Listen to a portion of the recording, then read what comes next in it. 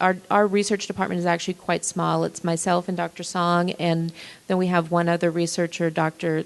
Ling Gao, who joined us about 2 years ago, and her focus is on one of the rare types of skin cancers called Merkel cell carcinoma. So we are all quite basic science oriented, but those kinds of studies are very important, and our department would certainly have the access to patients who may benefit from it, or be the kind of patients who could enroll in the trials and vice versa. So those are, that kind of more clinically oriented work is something that we would be very interested in, but would probably need to recruit a new faculty member to be engaged in, since we don't have anyone with that particular research interest right now or time to do it. Yes. One question.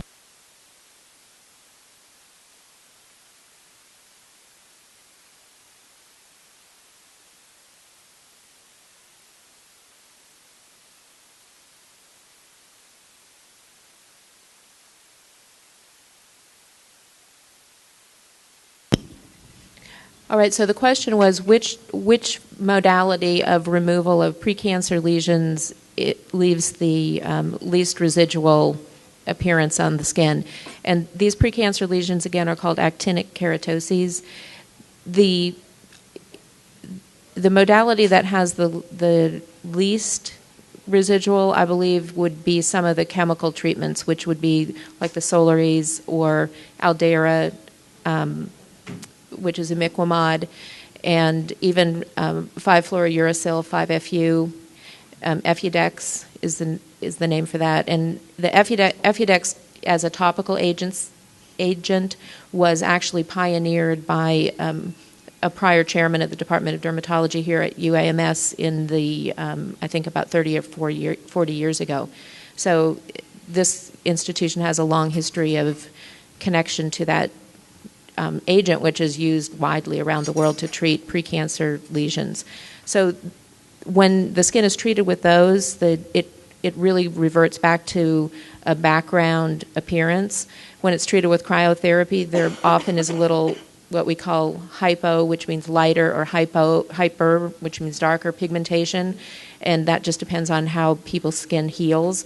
But there's also, these are usually people who have a lot of background hyper and hyperpigmentation anyway because of the sun damage, so it blends in, and the laser would be really in the range of the cryotherapy of what the residual is going to look, because it's more ablative. Yes, ma'am. I'm not sure who to ask this, but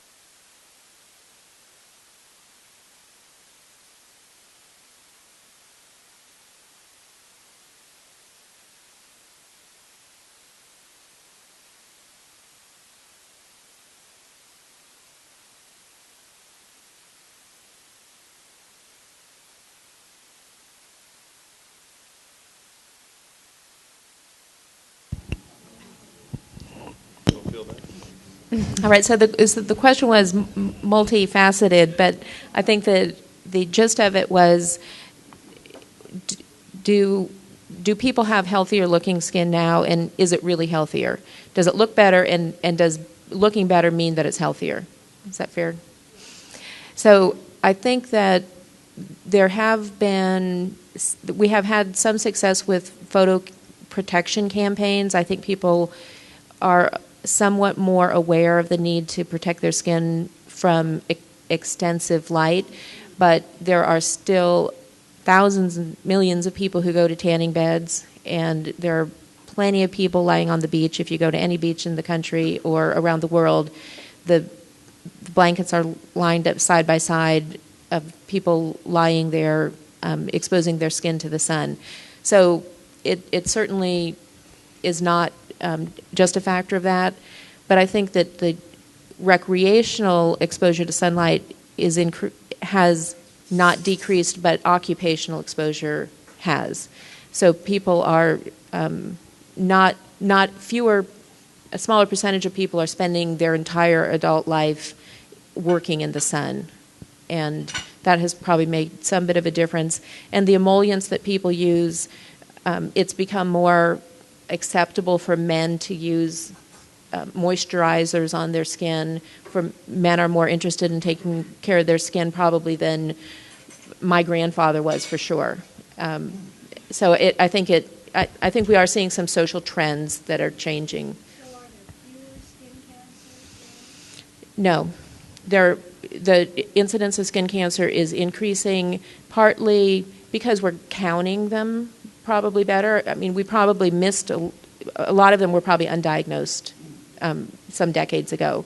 So I don't know that we had a fair baseline to compare it to, but also that recreational sun exposure is still having a big impact on skin cancer development. Is better looking skin healthier? I don't know.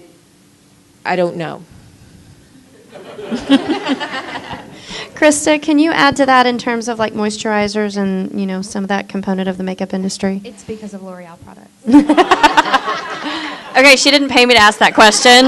I really wasn't expecting that answer. I will say that probably the increased use of cosmetics, most of the skin cosmetics that people use, and a lot of times even if they're not claimed, do contain sunscreens. So even if people don't think that they're putting on their daily regimen of sunscreen, a lot of times they are. So I don't know if that all that plays any role in it, but you know it could be a factor. I don't know. I'm going to get you back there, and then Dave, and then a couple of people over here, and then I'll come back to you. And you guys are asking great questions. Yes, ma'am.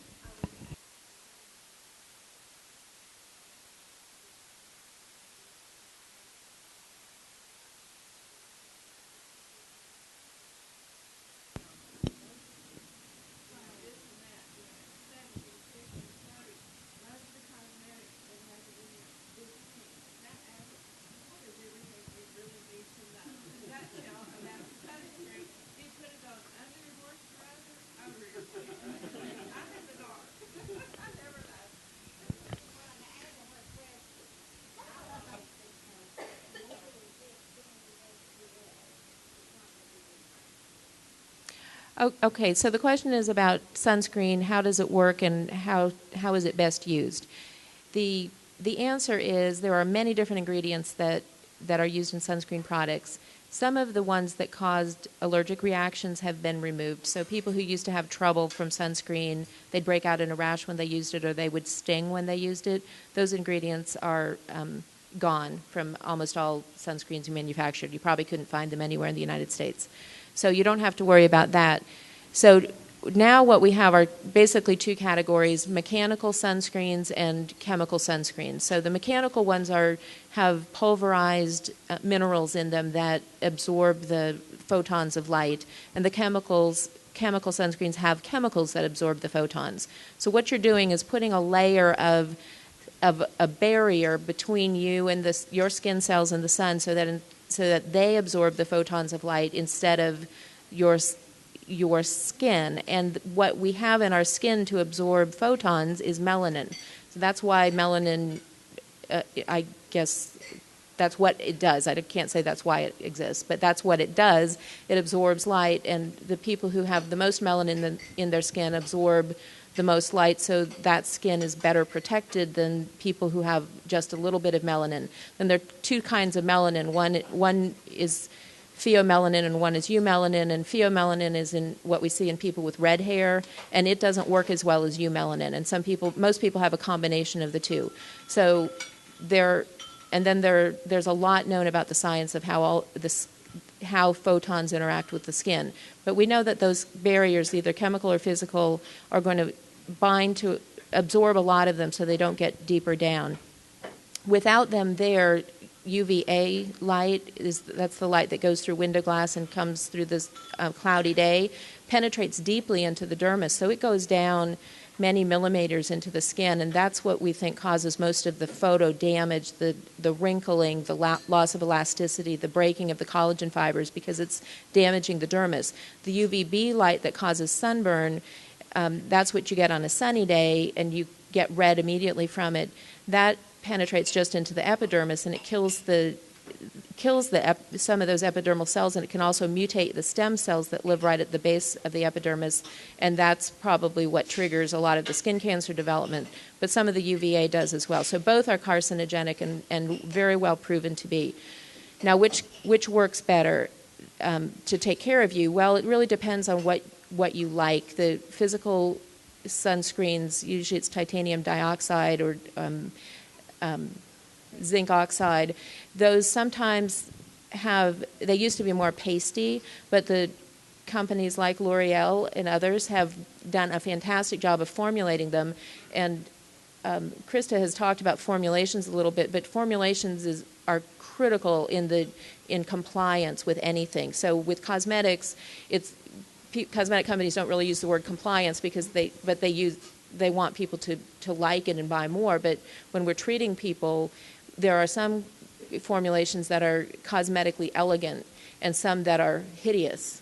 So patients aren't going to use the hideous ones. They're going to use the ones that are cosmetically elegant. So you want a sunscreen that you like. If you're going to put it on your face, you need it to feel like a cosmetic. If you're going to put it on your legs or your back, you can use some of the spray. It really doesn't matter. So what you use is more, what you pick is more what you want to use. The thing about the SPF is it's a relative factor. So what it means is that you can stay out in the sun that amount of time longer than if you didn't have the sunscreen on without burning. So if you use an SPF 15 and you're really, really fair and you burn easily, if you normally would burn in 15 minutes if you would normally burn in 1 minute with an SPF 15 on, you wouldn't burn until 15 minutes. So you have to reapply these. If you would normally burn in 1 minute, an SPF 90 would be worth it to you. Okay?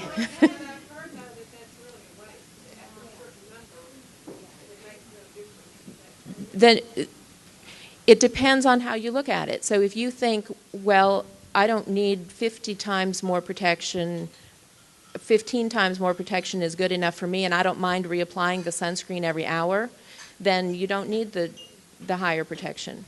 But it's a... Right. If it says it's waterproof, but many of those aren't going to put a waterproof claim on them because it's too hard for it to work.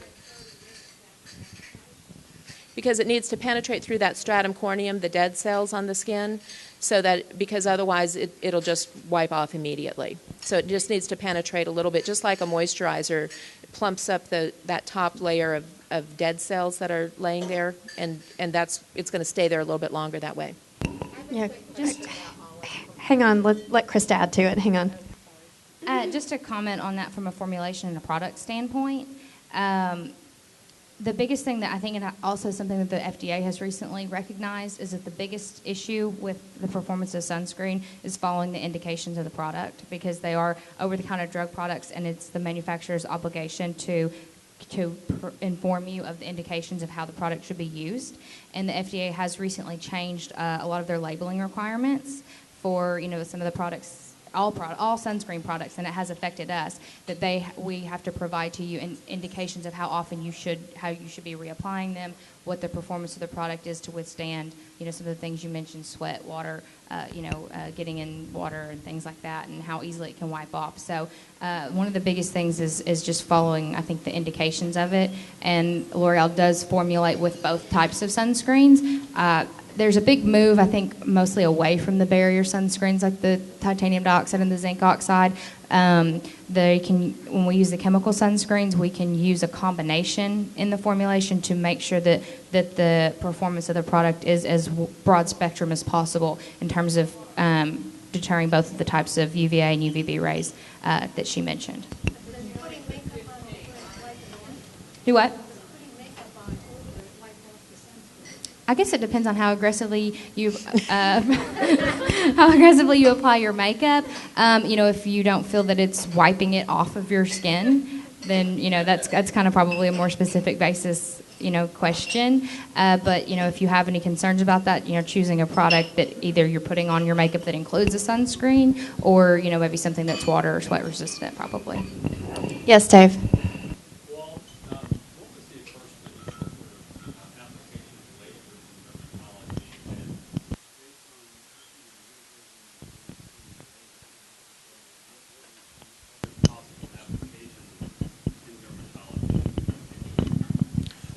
That's a good question. So the question was, when was the first application of lasers in a dermatological sense, and then maybe what does the future hold?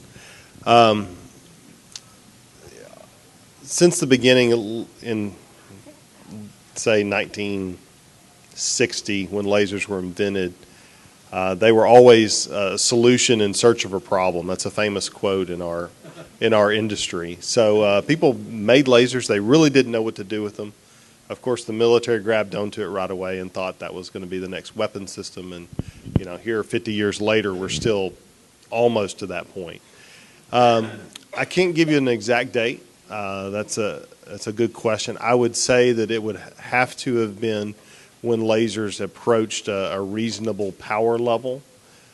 Some of the early CO2 lasers accomplished, let's just say, a nominal power level, maybe an effective power level, probably in early 70s. So I would suspect that we've got a good 30, 40 years of dermatological applications for that. As far as what we see in the future, well, if I knew that, I'd probably go in business. I think we'll probably see some of the longer wavelengths of light. You've heard a lot about UV light below 400 nanometers. That's how we divide up the light spectrum, is in nanometers. You've heard a lot about that end of the spectrum, but if you go to the other end of the spectrum above 2,000 nanometers, I think we're going to see some analytical tools for dermatology appear at the longer wavelengths. They may include some laser solutions to treat very specific skin conditions. I think what we're going to see more likely is imaging solutions using longer wavelengths to detect where a skin lesion or skin abnormality starts. We already do that with UV light and cancerous cells. We can fluoresce cancer cells with UV light, and we know just how much to carve out so we don't take a lot of healthy skin with that. Touching on that just real briefly, you'll find in a lot of biological systems that certain types of cells respond to very specific colors or wavelengths of light. The cancer cells with UV light, tattoos will be with a very specific wavelength of light. And any of the other processes like hair removal will, again, be another wavelength. So that's why you have different types of lasers. That was sort of a fundamental question I skipped over earlier, is because your skin and your body is comprised of many different formulations or biological elements. So you need different colors to address different tissue types. Against the wall, yes, ma'am.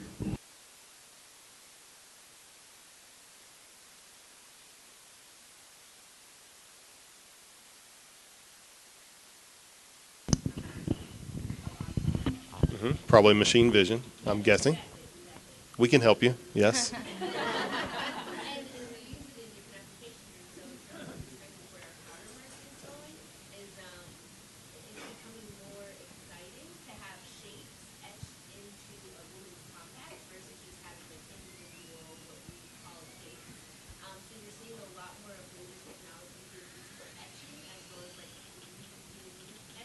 Mm-hmm.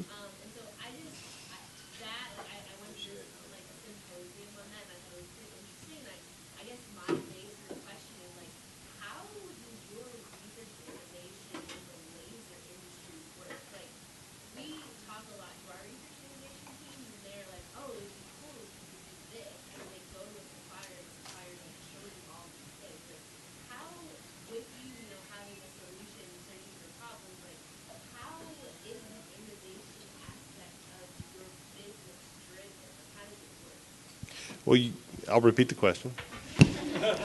Almost got in trouble. Where do we find innovation? How do we drive innovation in laser technology? And believe it or not, it's very similar to L'Oreal.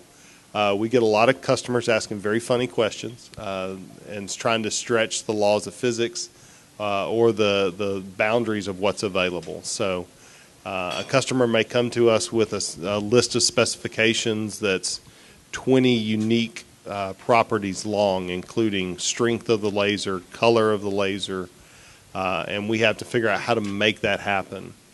So that's one way. It's a customer-driven process. There is the occasion where we do see, I'll use the word blue ocean strategy, where we see what a customer might buy, and then we go on a fishing expedition, as we call it, to try to see if there is a market there by doing a test market. That happens, but generally customers are driving the process and requesting products, and hopefully we're attentive enough to see that 15 customers just asked for the same thing, and maybe we should make a standard product to address that. Yes, sir, against the wall.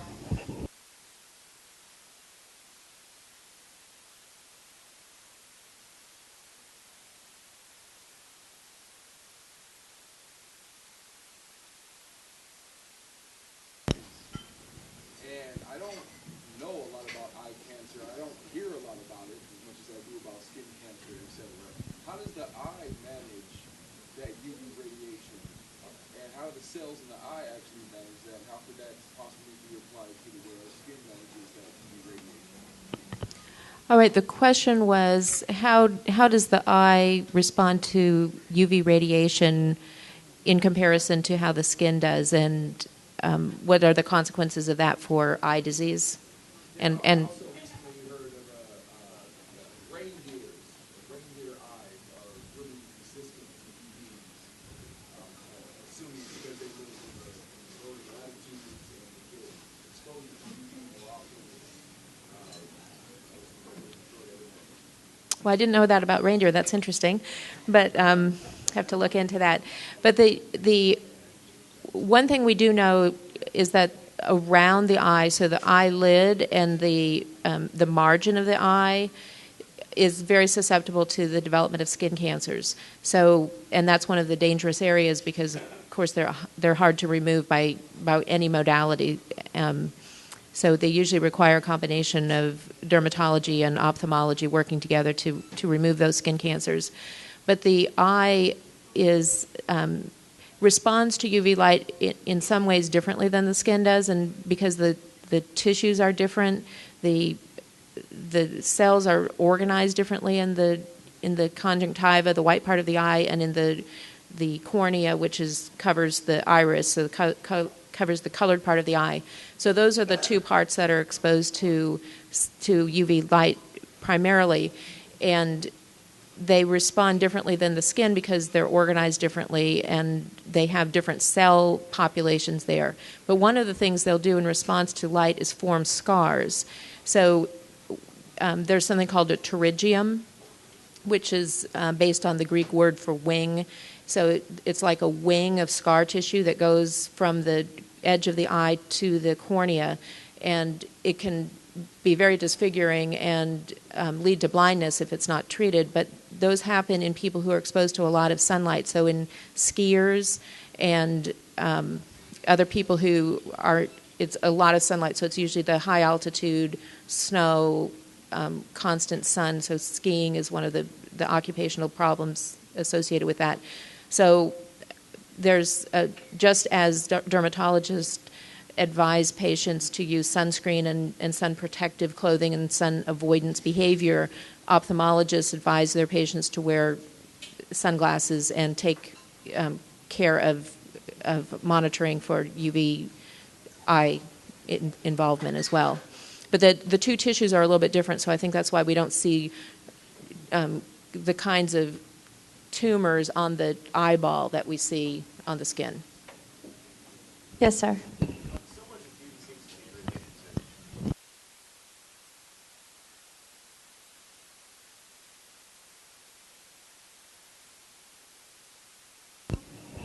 Anybody? So, do you want to take that, Cheryl? So the question was, there's a big emphasis in our society on looking youthful, and that is equated to looking healthy. And at what level do we determine that that's acceptable? I mean, when do we look young enough? When do we look healthy enough? And I think that is actually a really good question, because I believe it's changing a little bit in our society, and I think that just as our heroes of rock and roll who continue to play now that they're in their 70s. Exactly. I think that models who were in their prime when they were 20 are continuing to model now when they're in their 50s and 60s, and they look older. They don't look like they're 20 anymore. They still look beautiful, but I think our perception of beauty is being driven by what we see on television and what we see in people we admire, and that I think is changing, and we may at one point think that it may continue to change if those people continue to look attractive to us. But they certainly do things to try to improve. They're not neglecting themselves and being on television. They're promoting products mostly, is what we see them doing. But I don't think 20 years ago we would have seen a 60-year-old person selling cosmetics on television. Linda.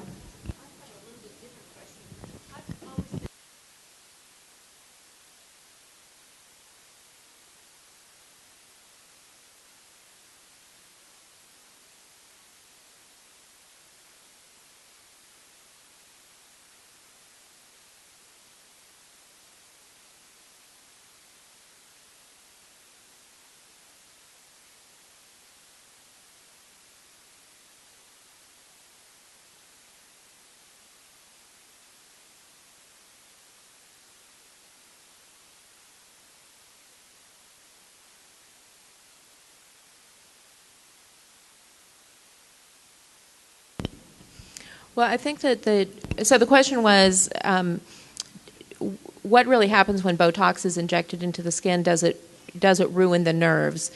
And what is safe to do? What's a healthy approach to take? Well, amazingly, I'm really quite amazed at how people love Botox. I've never had it done. I've never done it. So I'm not a Botox advocate.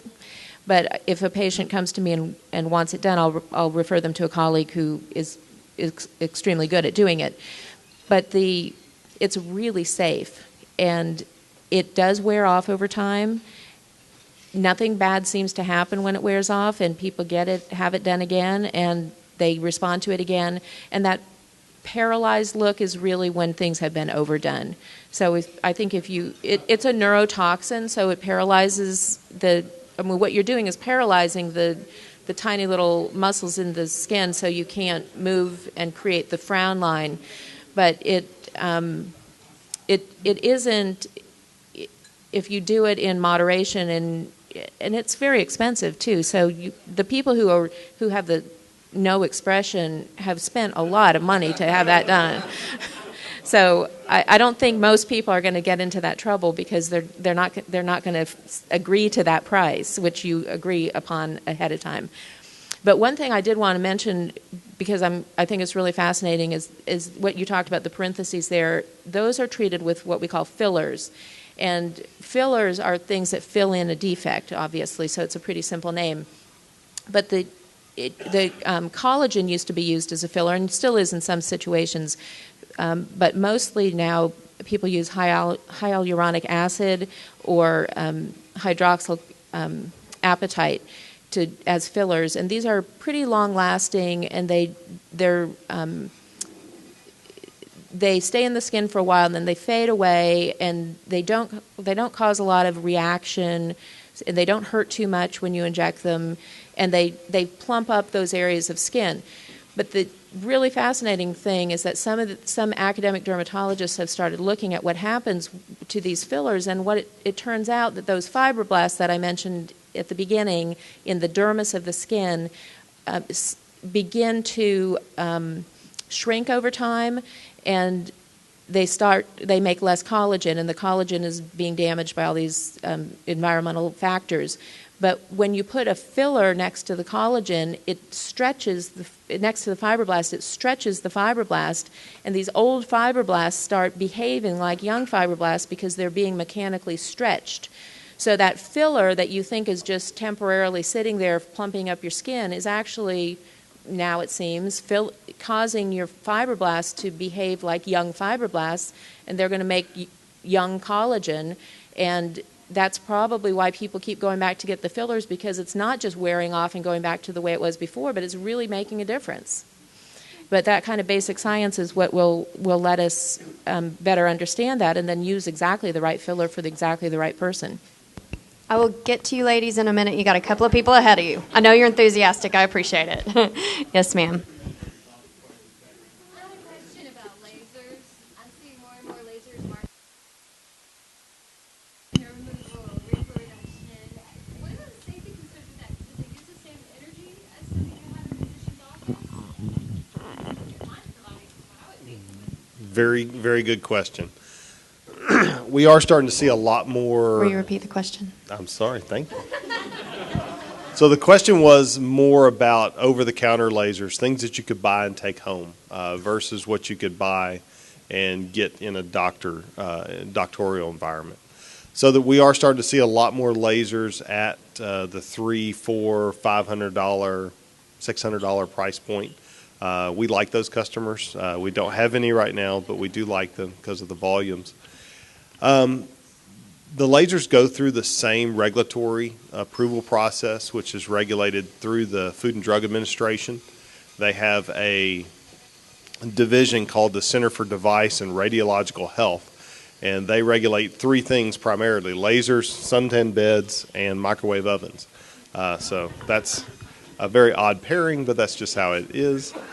And so with all those devices, you're going to go through a device certification process. You'd like to think that that's a 2 or 3 year process, but generally it's about a 5-year process where they're doing beta testing with 40, 50, 60 lasers in the field, doing prolonged testing. So they're under the same guidelines. Are they as powerful? To my knowledge, at this point, they are not as powerful. Due to some concerns about overuse by less educated consumer versus a doctor. So my feeling is that they would be a lower power unit, probably somewhat effective still, but probably a little less effective than going to the doctor. You had a question walking this way from the restroom. You had a question. Do you still want to ask it? Yeah. I know, everyone's like raising their hands, so I know y'all are waiting forever.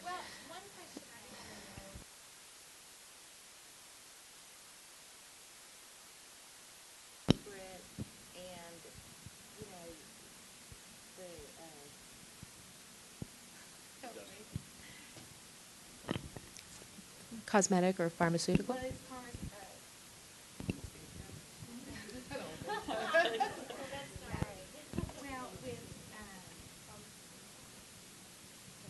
Biotech companies. Judy. Yes.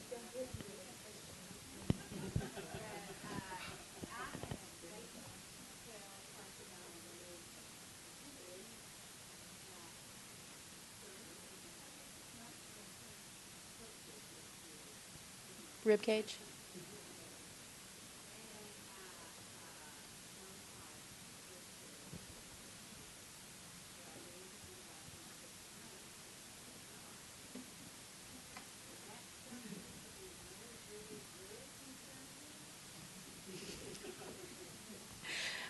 All right, the question is, after having a diagnosis of a basal cell carcinoma and being told to come back in 6 months, is that something to be worried about?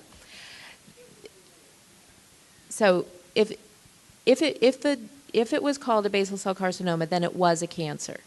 So I think sometimes that the information that people get can be confusing, and the word benign and cancerous can be confusing. The names of the lesions can be confusing. But if it was a basal cell carcinoma, it is a cancer.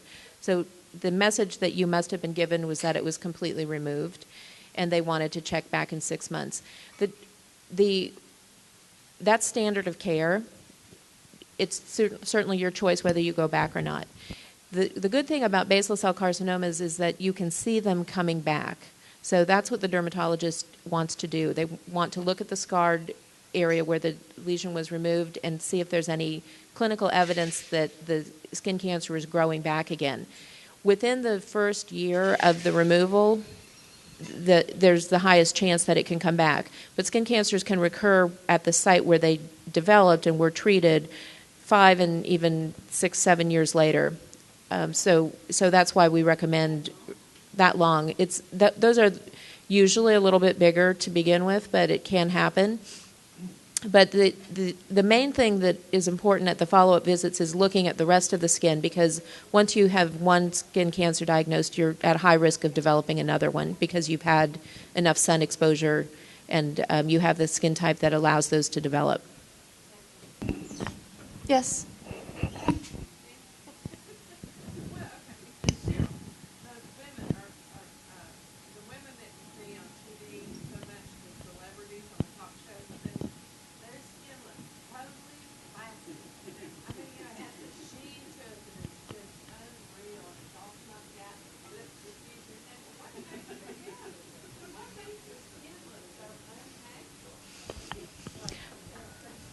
All right, the question was, what makes celebrity skin look like plastic? I suspect that some of the people you're referring to have had plastic surgery as well as cosmetic procedures. So facelifts are still very popular in people who are in the public eye, although there is some new evidence that just pulling the skin back doesn't really make it look better. So I think that's what you're saying. It doesn't really look good. Yeah. So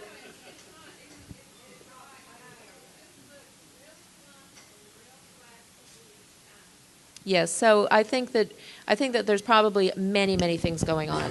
And another, I mean, there are lots of fillers available in other countries that we don't have here, and people with resources are able to go to those countries and have those things done. So I bet they've had a lot of things done, and they're not all compatible with each other.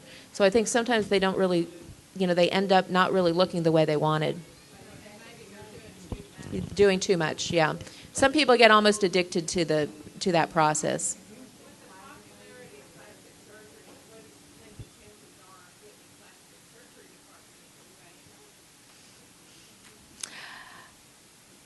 I couldn't comment on that. Yes, what's your question?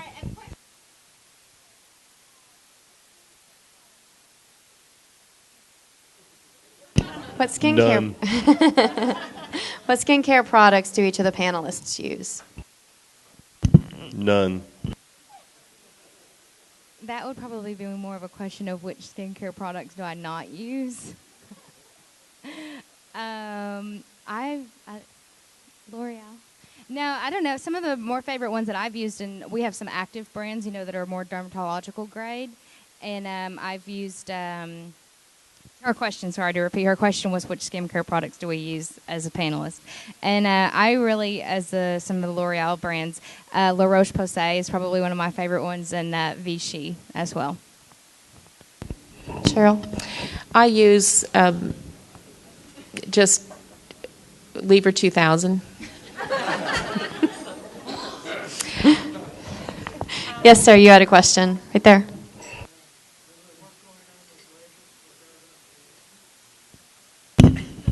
Funny enough, there is. Will you repeat the question? Yes. Are lasers used in hair restoration? There is a little bit of work going on. I believe there's actually some quite famous authorities on hair restoration here in the state, if I remember correctly, maybe toward the Hot Springs area. Some nationally renowned hair restoration here in the state. I can't tell you exactly what they're interested in doing, probably due to non-disclosure, but I can tell you that there is some.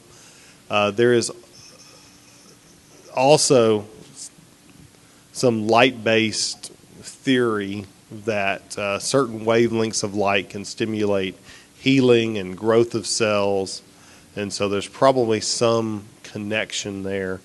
That's at the real border of science. We'll be very careful about that.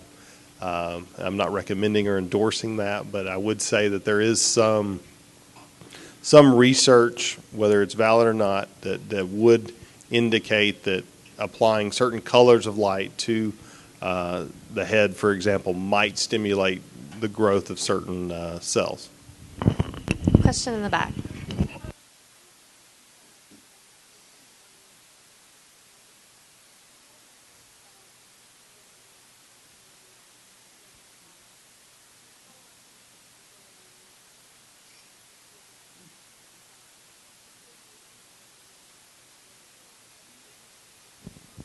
Her question was with respect to cosmetic formulas and formulations and certain consumers having different allergic reactions to some of the ingredients, and ask how often do we consider reformulation or things like that due to potential or definite reactions to some of the ingredients.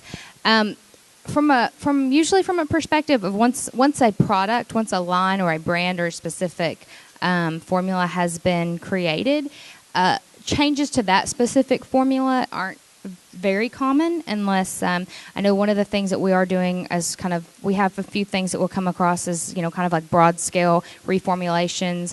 Some of the data suggesting parabens have impact, or maybe are possible carcinogens, and some research on that. Parabens are used in cosmetic products as bacterial inhibitors and preservatives. So I know that there's a lot of work in the industry and L'Oreal to eliminate parabens in most of the formulas as used for those. But usually those concerns that maybe specific consumers have about wanting to have the absence of certain ingredients or, hypoallergenic formulas, those are usually probably addressed on a formula-specific basis in terms of how they're marketed. This product is pure. This product doesn't contain this ingredient or is hypoallergenic. Yes. This question goes to you, and you. Melatonin is what I'm losing when I get gray hair, correct? Melanin. Melanin, okay. Is there anything I can do, dietary, whatever, laser, cosmetic? So all three of you answer. All right. Gray hair, The question was, free. what can we do about gray hair? And we're short on time, so I got to ask. So we there's got one more nothing- question after nothing this, I so can the do. speed round. We can remove all your hair. We can sell you hair dye. Okay. Or tweezers. One more question over here. Yes, sir. What's the difference between skin in men and women physiologically? There are some differences. There are more similarities. The amount of the glands, the oil glands, and the sweat glands are a little bit different. And the hormone receptors on the cells, obviously on the hair follicle, are different in men and women, and they respond to different circulating hormones. But other than that, there aren't that many differences that I can think of immediately. They pretty much have the same incidence of many skin diseases. So the cells are quite similar. The male skin might be a little bit thicker than female skin. That's all I can think of offhand. Okay, well, guys, do you want to add to it? Here, there is a great jazz band that they need to get set up. So